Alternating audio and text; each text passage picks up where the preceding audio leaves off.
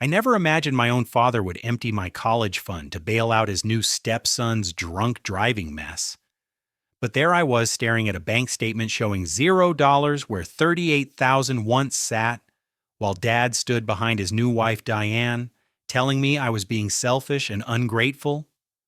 The moment that shattered my world came when Jason, the man who raised me, looked me straight in the eye and said I should pack my things if I couldn't accept our new family dynamic. That night I threw my belongings into garbage bags and drove across town to my older brother Marcus's apartment, leaving behind the only home I'd ever known. Those final 3 months living under the same roof as Diane and her son Trevor had been pure torture. Everything started falling apart 2 years after Mom died from ovarian cancer, leaving Dad devastated and lost. He wandered through our house like a ghost for months, unable to cope with the silence where Mom's laughter used to fill every corner. Diane showed up 6 months later, supposedly as a grief counselor recommended by Dad's primary care physician. She was 42 years old with perfectly styled auburn hair and a warm smile that seemed genuine at first. Dad described her as his lifeline, someone who understood his pain and helped him navigate the crushing loneliness that followed Mom's death. I actually encouraged their relationship initially. Watching Dad slowly come back to life gave me hope that our family might find some semblance of normalcy again. Diane would arrive for their counseling sessions wearing soft cardigans and carrying homemade casseroles, playing the role of caring companion perfectly. She listened to Dad's stories about Mom with apparent compassion, nodding sympathetically while he shared memories of their 23-year marriage.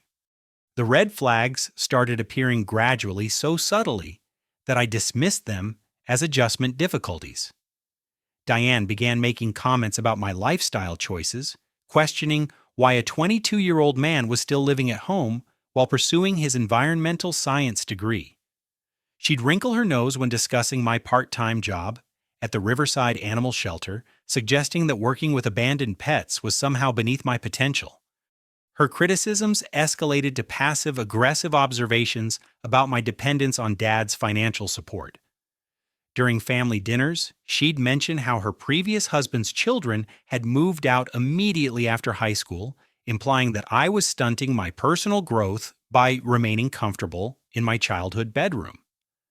When I explained that living at home allowed me to save money while completing my degree, she'd smile tightly and change the subject. The situation became unbearable when Diane moved in permanently, bringing her 19-year-old son Trevor along. Trevor was a college dropout with bleached blonde hair, multiple facial piercings, and a cocky attitude that grated against every nerve in my body. He immediately claimed the finished basement where I'd spent countless hours studying and hanging out with friends throughout high school. Within 1 week, Trevor had transformed my peaceful retreat into his personal entertainment center. Gaming consoles covered the coffee table where I used to spread homework assignments, empty energy drink cans littered the floor, and the air reeked of stale marijuana smoke, despite our family's strict no-smoking policy. When I approached Dad about reclaiming my space, Trevor smirked and suggested I should be grateful for the company. Diane defended her son's territorial takeover by accusing me of being unwelcoming to their new family unit. She claimed I was displaying possessive behavior that prevented healthy bonding between our households. Dad consistently supported her perspective, insisting that I needed to demonstrate more flexibility and understanding during this transition period. The financial betrayal happened purely by accident 3 weeks before my final semester graduation. I attempted to access my college savings account to pay outstanding tuition fees and discovered the devastating truth. The account showed a balance of $0.16 despite containing $38,400 when I last checked 6 months earlier. Bank statements revealed 3 large withdrawals, $12,000 in September, $15,000 in October, and $11,400 in November. All transactions bore Dad's electronic signature as the account's co-owner, authorized under the joint custody arrangement established when I turned 18.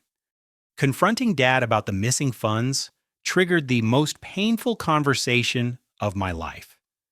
He shifted uncomfortably in his leather recliner, avoiding eye contact, while admitting the money had covered Trevor's mounting legal expenses.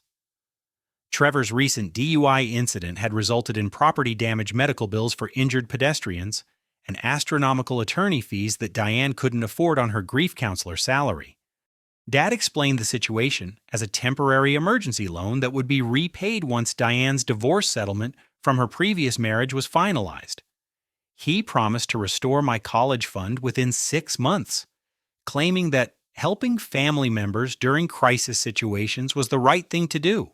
His voice carried defensive anger when I questioned why Trevor's mistakes had become our financial responsibility.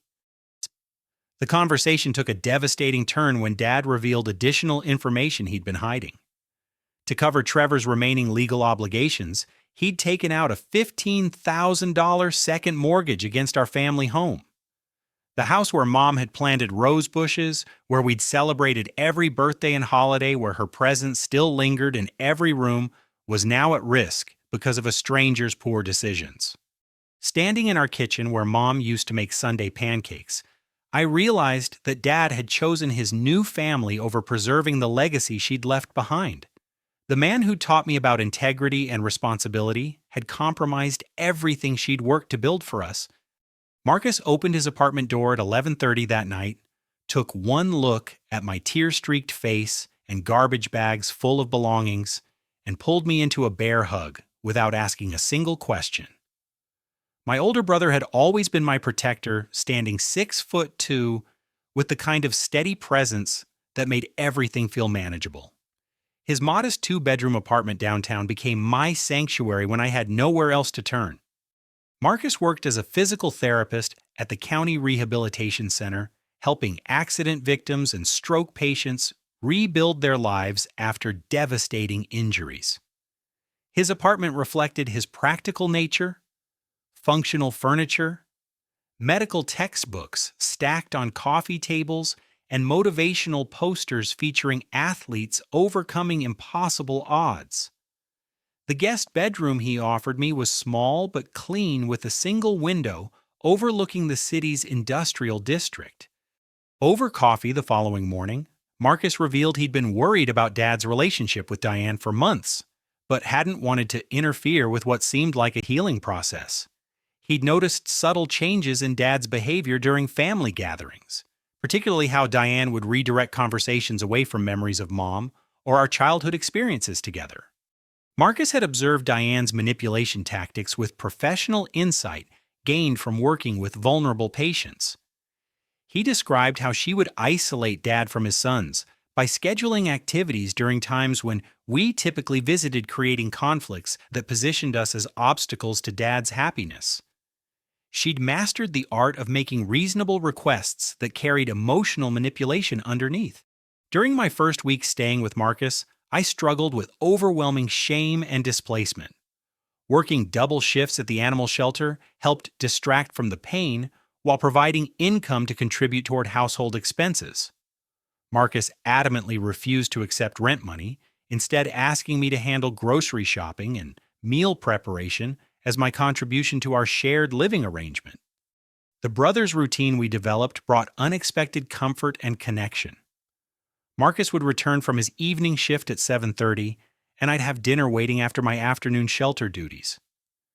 We'd eat together while sharing stories about our respective days, gradually processing our grief over losing Mom and the family dysfunction that followed her death. Marcus possessed remarkable emotional intelligence, helping me understand that Dad's betrayal stemmed from unresolved grief rather than genuine rejection of our relationship. He explained how vulnerable people become susceptible to manipulation when they're desperate to escape emotional pain. Our conversations helped me separate Dad's poor choices from my own self, worth preventing the bitterness from consuming my future completely. During quiet evenings, we'd reminisce about Mom's quirky habits and infectious laughter, keeping her memory alive in ways that honored her legacy. Marcus would describe her fierce protection, of our family's financial security, making Dad's recent decisions feel like a betrayal of everything she'd worked to establish. These discussions helped validate my anger while encouraging forgiveness for Dad's human weaknesses. My studies in environmental science became a refuge from family turmoil, providing purpose and direction during an uncertain period. Marcus supported my academic goals enthusiastically, helping me create a dedicated study space in his apartment and encouraging me to maintain focus on graduation despite the financial setbacks. The animal shelter offered another source of healing through meaningful work caring for abandoned and abused animals. Ruth, the 74-year-old shelter supervisor, became an unexpected mentor figure. She'd lost her husband to cancer 5 years earlier and understood the complex emotions surrounding grief, family relationships, and personal boundaries. Ruth's wisdom came through patient conversations during lunch breaks, where she'd share insights about maintaining dignity during family conflicts. She taught me that setting boundaries wasn't punishment, but necessary self-protection, helping me understand that enabling destructive behavior ultimately harmed everyone involved.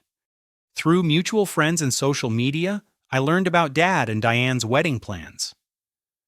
They were organizing an elaborate ceremony at the country club, where Mom and Dad had celebrated their anniversary every year. The symbolism felt like another betrayal, erasing Mom's memory from spaces that had been sacred to their relationship. Diane's passive-aggressive messages continued arriving through Dad's phone, suggesting I was being dramatic and should apologize for disrupting their family harmony. She painted herself as the victim of my unreasonable behavior, claiming that my absence was causing Dad unnecessary stress during an already difficult transition period. I responded to these manipulations with polite but firm boundaries, refusing to engage in emotional arguments while maintaining minimal contact with Dad. Marcus supported this approach, recognizing that healthy relationships required mutual respect and genuine effort from all parties involved. 3 months into my stay with Marcus, our strengthened brotherhood had become the foundation for rebuilding my confidence and sense of identity. Living independently while maintaining close family connections taught valuable lessons about autonomy and interdependence that would serve me well throughout my adult life. The devastating revelation came through social media when classmates from Trevor's former college shared news about another drunk driving incident. Trevor had crashed Dad's pickup truck while driving under the influence this time, injuring 2 pedestrians who were walking their dog in a residential neighborhood. The legal consequences would be exponentially worse than his previous violations, potentially including felony charges and civil lawsuits that could financially destroy Dad completely. 3 months of silence ended when Dad appeared unexpectedly at the animal shelter on a Tuesday afternoon, looking like he hadn't slept in weeks. His usually impeccable appearance had deteriorated, dramatically wrinkled clothing, unshaven face, and dark circles under bloodshot eyes that spoke of constant worry and stress. Ruth noticed him hovering near the front desk and discreetly alerted me during my cleaning duties in the dog kennels. I agreed to meet Dad during my lunch break at Murphy's Diner, a family restaurant 3 blocks from the shelter where we'd occasionally eaten breakfast together during my high school years. The familiar red vinyl booths and checkered floor tiles brought back memories of better times when our relationship felt secure and uncomplicated. Dad's hands trembled slightly as he stirred sugar into his black coffee, struggling to find words for what he wanted to express. He began with an apology for the financial situation, acknowledging that using my college fund without permission had violated my trust in fundamental ways. His voice carried genuine remorse when describing the sleepless nights he'd endured since our confrontation 3 months earlier. However, his apology quickly shifted into defensive explanations about family obligations and supporting loved ones during crisis situations. He insisted that Diane and Trevor deserved compassion and assistance, claiming that real families worked together to overcome challenges rather than abandoning each other when problems arose. His perspective painted me as selfish for prioritizing personal financial security over collective family welfare.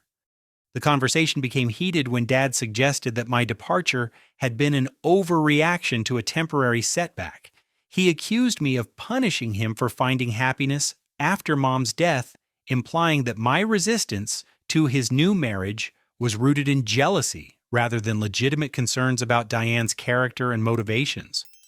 I responded by presenting evidence I'd compiled about Diane's systematic manipulation and financial exploitation. Research through public records and social media had revealed a disturbing pattern of relationships with recently widowed men who experienced significant financial losses during their time with her. 2 previous marriages had ended with her partners declaring bankruptcy, while a third relationship had resulted in foreclosure proceedings. Dad's defensive anger intensified when confronted with documented proof of Diane's history. He accused me of conducting vindictive investigations designed to sabotage his relationship rather than accepting his right to pursue personal happiness. His loyalty to Diane remained absolute despite mounting evidence of her predatory behavior patterns. The bombshell revelation came when Dad mentioned his latest financial decision, selling the family home to cover Trevor's escalating legal expenses from his recent drunk driving incident. The house that contained decades of memories, including Mom's carefully chosen furniture, family photographs, and personal belongings, would be sacrificed to enable a stranger's continued destructive behavior. I realized that Diane had been systematically erasing Mom's presence from Dad's life, replacing family photographs with pictures of herself and Trevor, disposing of Mom's clothing and jewelry, and convincing Dad to renovate spaces that held special significance to our original family unit. The process had been gradual but deliberate, designed to eliminate reminders of the life Dad had shared with his first wife. My ultimatum was delivered with calm determination rather than emotional desperation. Dad needed to choose between preserving our family's legacy and enabling Diane's destructive manipulation. I explained that continued financial support for Trevor's legal problems would ultimately destroy Dad's retirement security while teaching Trevor that his actions carried no meaningful consequences. Dad's response was explosive and hurtful. He stormed out of the diner claiming that I didn't understand real love and sacrifice.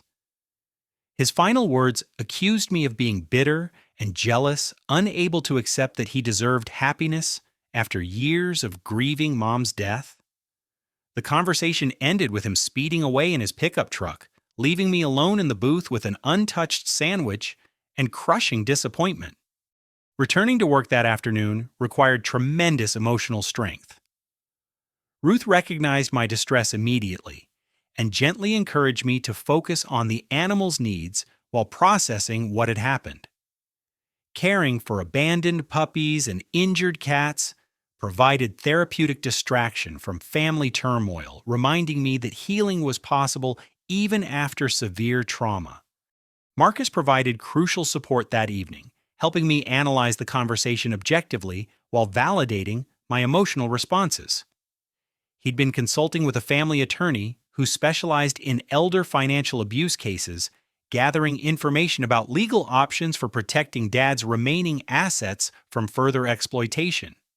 The attorney had confirmed that adult children could sometimes intervene in cases of financial exploitation, particularly when evidence suggested systematic fraud or manipulation. However, such interventions required clear documentation and cooperation from the victim, making Dad's continued denial a significant obstacle to any protective measures. Marcus revealed his own painful realization. Ruth at the animal shelter knew Diane personally from a previous relationship where she'd financially ruined Ruth's nephew, a widower, with substantial assets from his deceased wife's life insurance policy. Ruth had been hesitant to share this information initially, respecting confidentiality, while hoping Dad would recognize Diane's true nature independently. Ruth's nephew, David, had lost his home, retirement savings, and custody of his minor children after Diane systematically drained his resources over an 18-month period.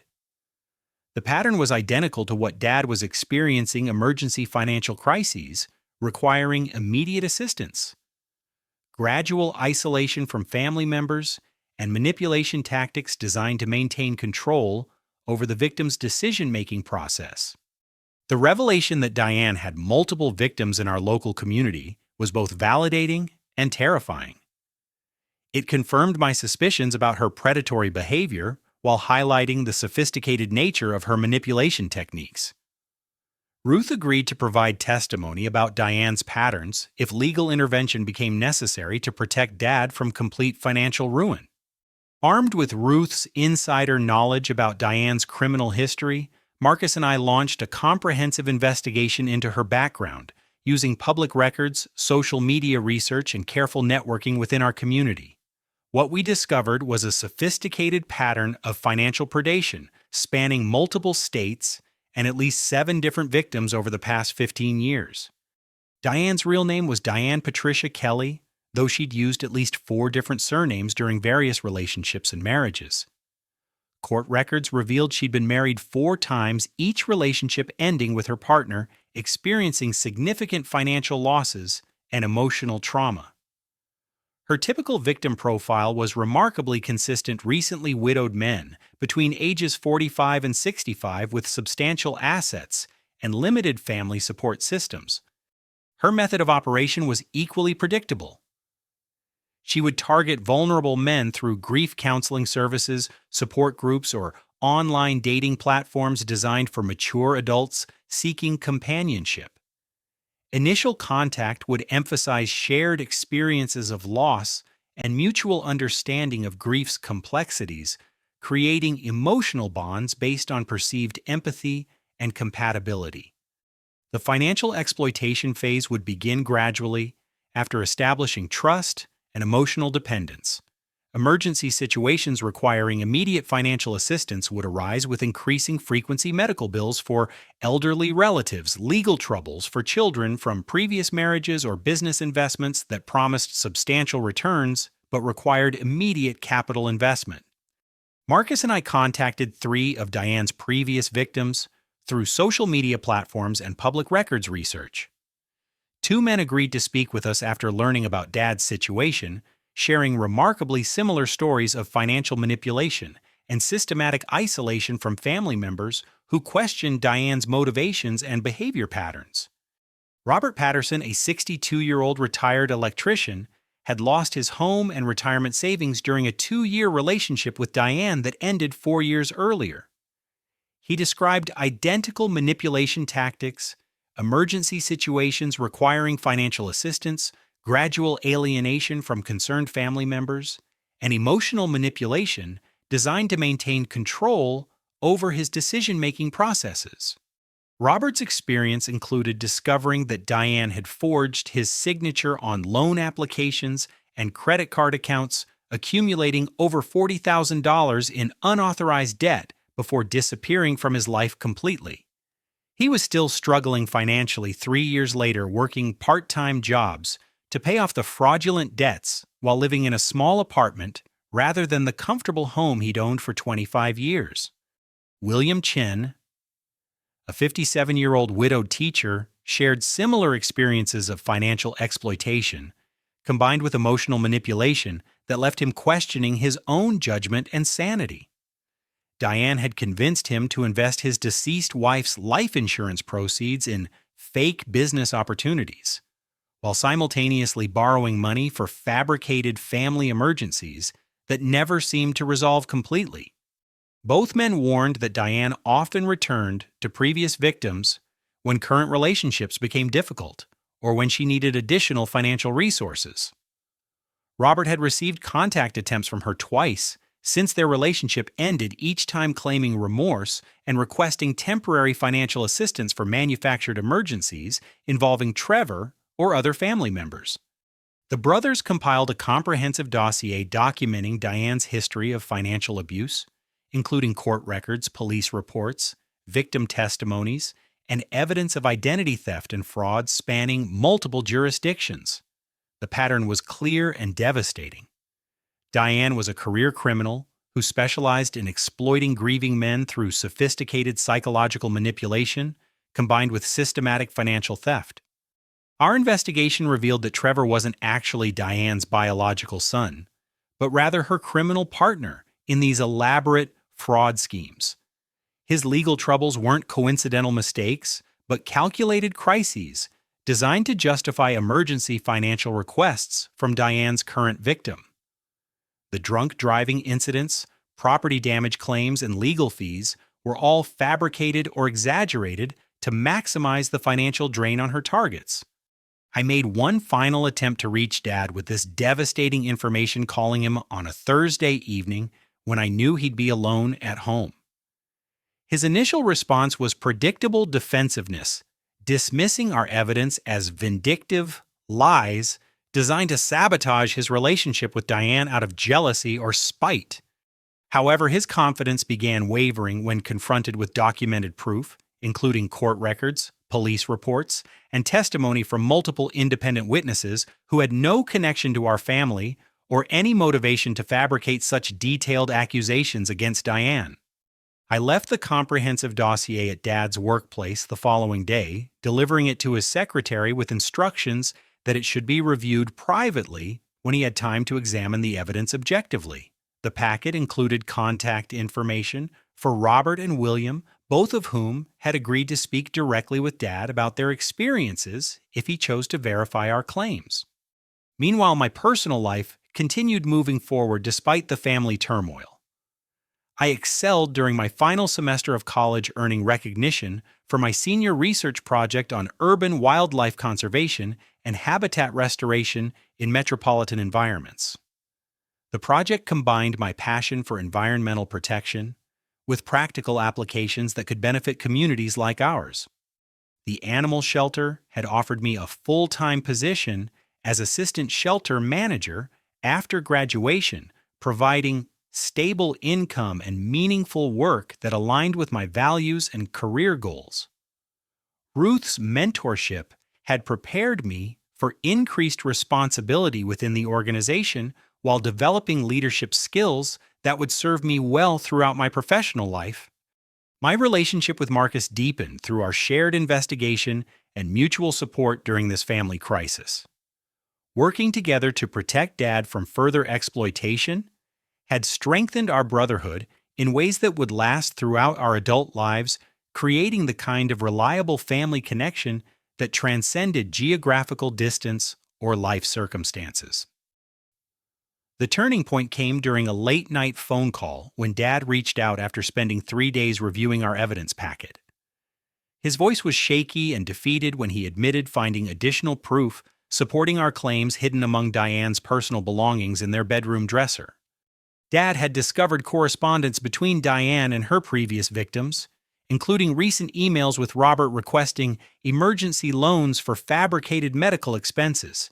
The communications revealed that she maintained contact with multiple former partners, apparently keeping them as backup financial resources when current relationships became challenging or when she needed additional income streams.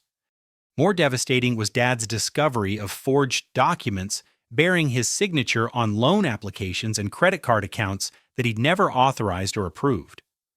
Diane had been systematically stealing his identity while planning their marriage, apparently intending to maximize her access to his financial resources before potentially disappearing as she'd done with previous victims.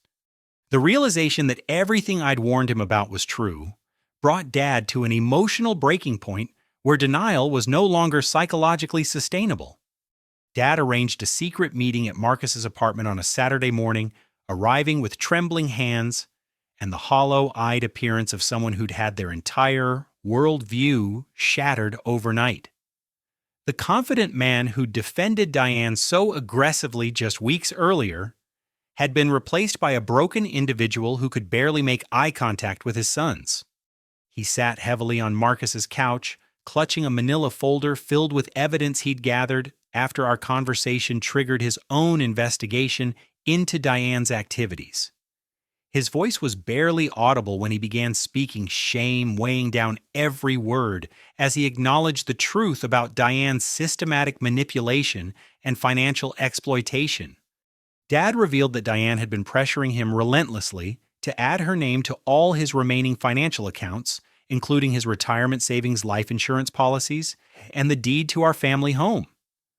She'd presented these requests as natural steps in their relationship progression, claiming that married couples should share complete financial transparency and mutual access to all assets. The pressure had intensified dramatically after Trevor's latest legal troubles with Diane, suggesting that joint account ownership would streamline their ability to handle ongoing financial emergencies without bureaucratic delays or authorization complications. She'd scheduled appointments with bank representatives and insurance agents pushing for immediate implementation of these changes. Dad described feeling trapped between his desire to demonstrate trust in their relationship and growing suspicions about Diane's motivations that he'd been struggling to suppress. Our evidence packet had given him permission to acknowledge concerns that he'd been dismissing as paranoia or jealousy related to his grief over Mom's death. Marcus took charge of developing a practical plan for Dad to safely extract himself from the relationship without alerting Diane to his suspicions or giving her opportunity to accelerate her exploitation timeline. This involved coordinating with the family attorney Marcus had consulted and carefully documenting Diane's financial activities for potential criminal prosecution. The attorney Margaret Sullivan specialized in elder financial abuse cases and had extensive experience helping victims recover stolen assets while building criminal cases against their exploiters. She confirmed that Dad's situation contained clear evidence of fraud, identity theft, and financial exploitation that warranted both civil recovery efforts and criminal prosecution.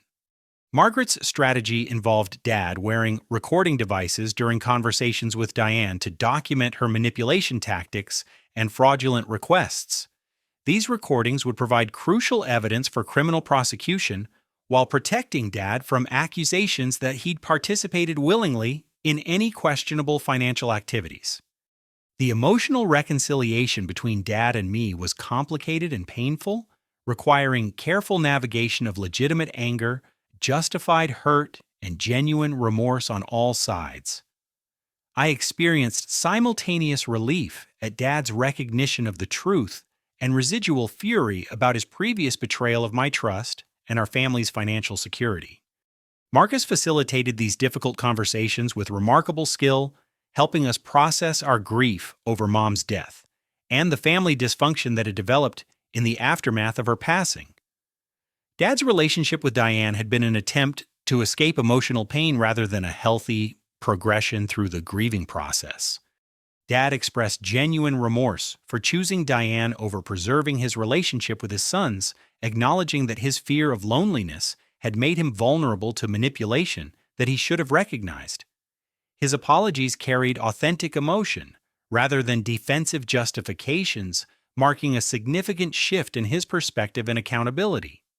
I maintained appropriate boundaries during this reconciliation, refusing to move back home, until Dad demonstrated consistent change through actions rather than promises. Trust would need to be rebuilt gradually through reliable behavior and mutual respect for the boundaries necessary to prevent future exploitation or manipulation.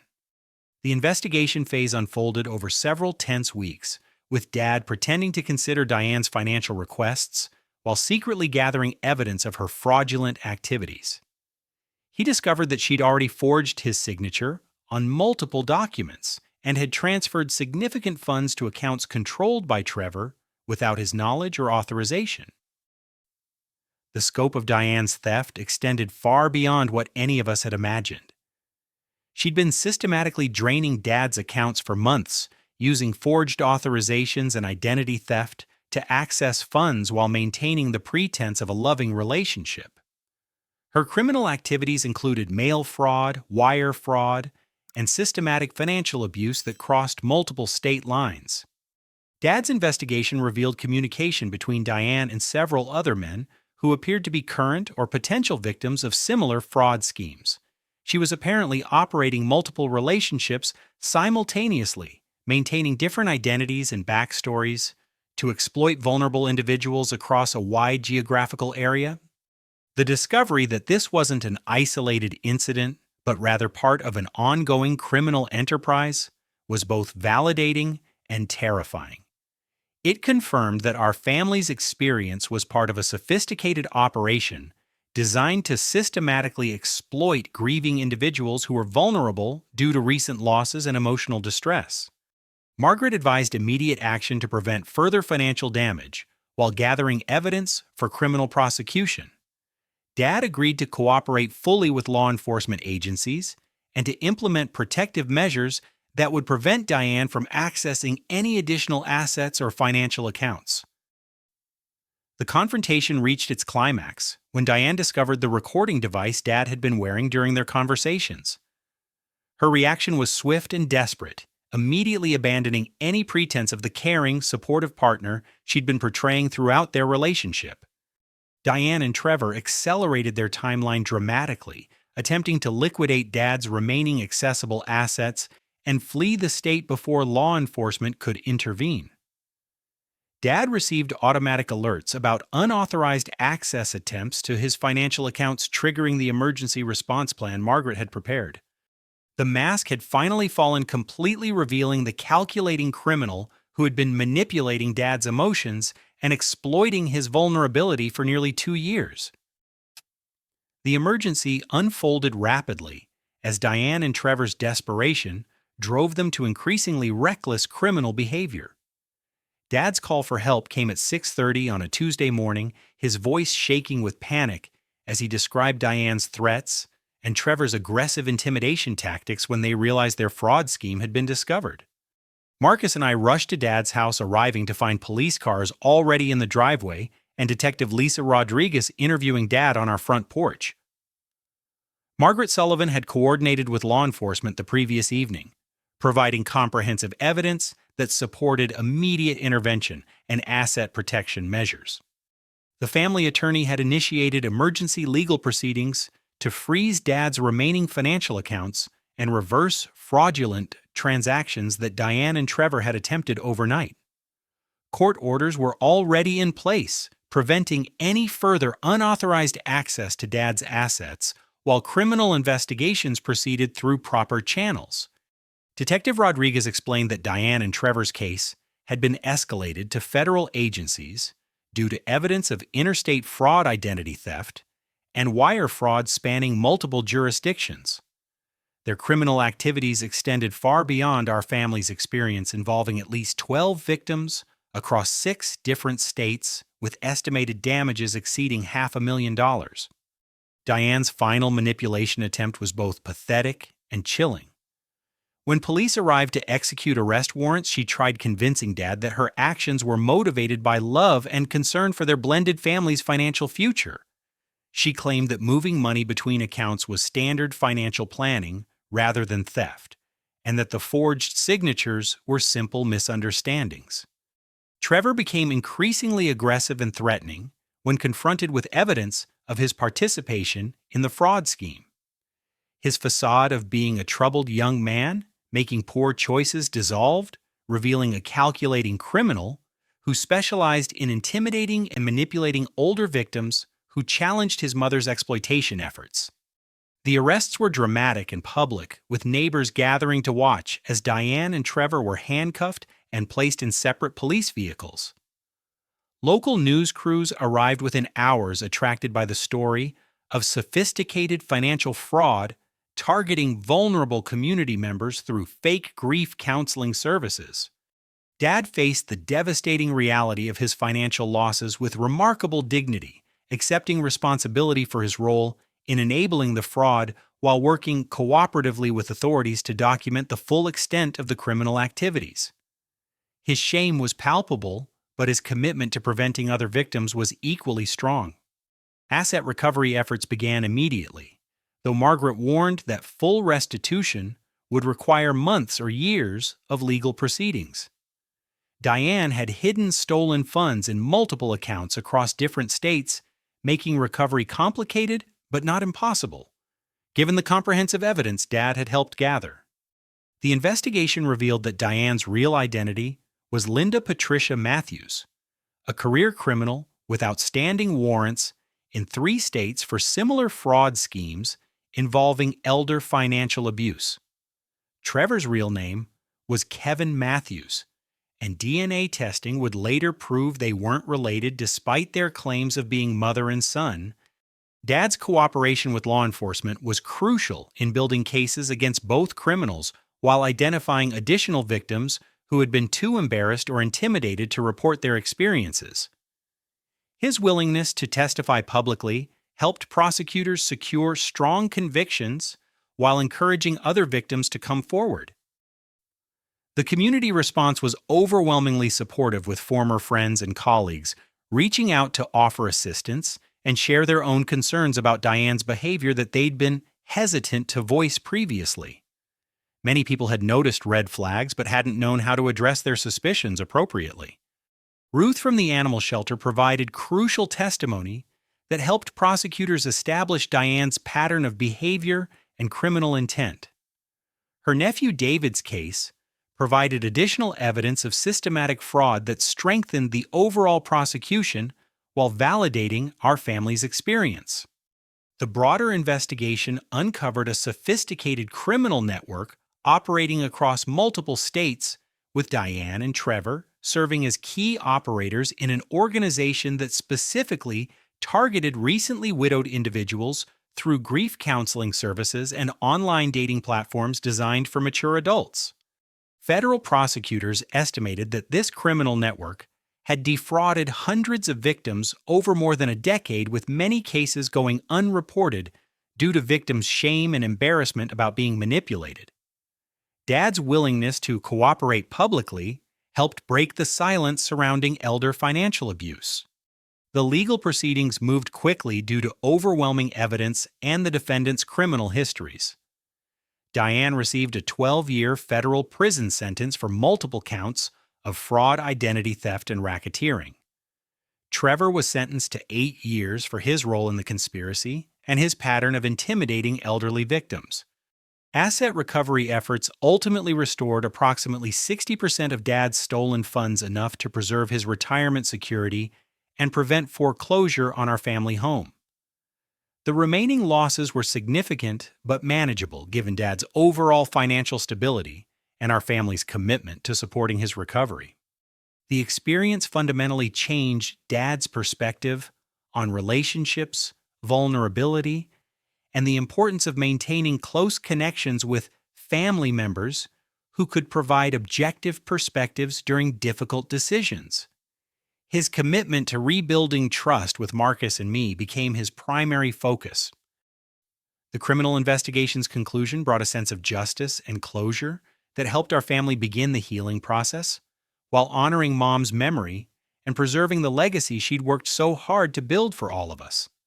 6 months after Diane and Trevor's convictions, I found myself standing in my cap and gown at the university's graduation ceremony, surrounded by family members who had fought to rebuild what criminals had tried to destroy.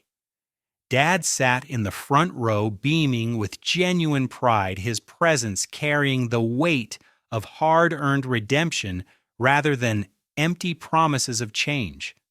Marcus stood beside Dad, both men wearing matching smiles, as I walked across the stage to receive my bachelor's degree in environmental science with summa cum laude honors. The academic achievement felt secondary to the knowledge that our family had survived systematic manipulation and emerged stronger than before. My senior research project on urban wildlife conservation had received recognition from the State Environmental Protection Agency, earning me opportunities for graduate study that I decided to postpone in favor of gaining practical experience in my chosen field. The animal shelter had expanded my role to include environmental education programs for local schools. The ceremony marked more than personal academic success. It represented the triumph of authentic family bonds over criminal manipulation designed to exploit grief and vulnerability. Dad's journey from manipulation victim to empowered survivor had inspired other families facing similar challenges within our community. Dad's transformation over the past 6 months had been remarkable and genuine. He'd committed himself to individual counseling with a licensed therapist specializing in grief recovery and trauma healing, addressing the emotional wounds that had made him susceptible to Diane's exploitation in healthy, constructive ways. His participation in elder abuse prevention organizations had given him purpose and meaning beyond his personal recovery.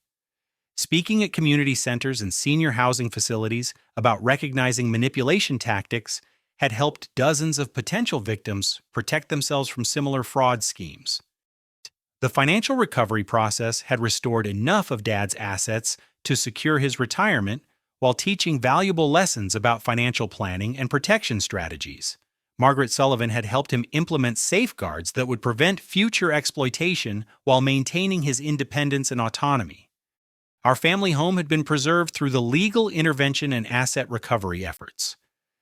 Dad had carefully restored elements that honored Mom's memory, while creating space for new traditions and experiences that celebrated our resilience and growth through adversity. The relationship between Dad, Marcus, and myself had evolved into something stronger and more authentic than our previous dynamic.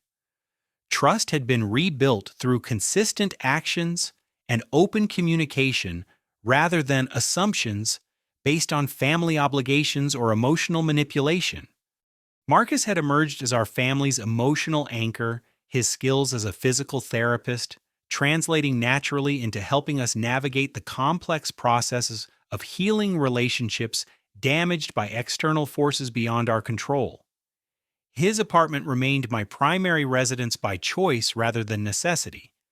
Living independently while maintaining close family connections had taught me valuable lessons about boundaries, autonomy, and healthy interdependence that would serve me throughout my adult relationships.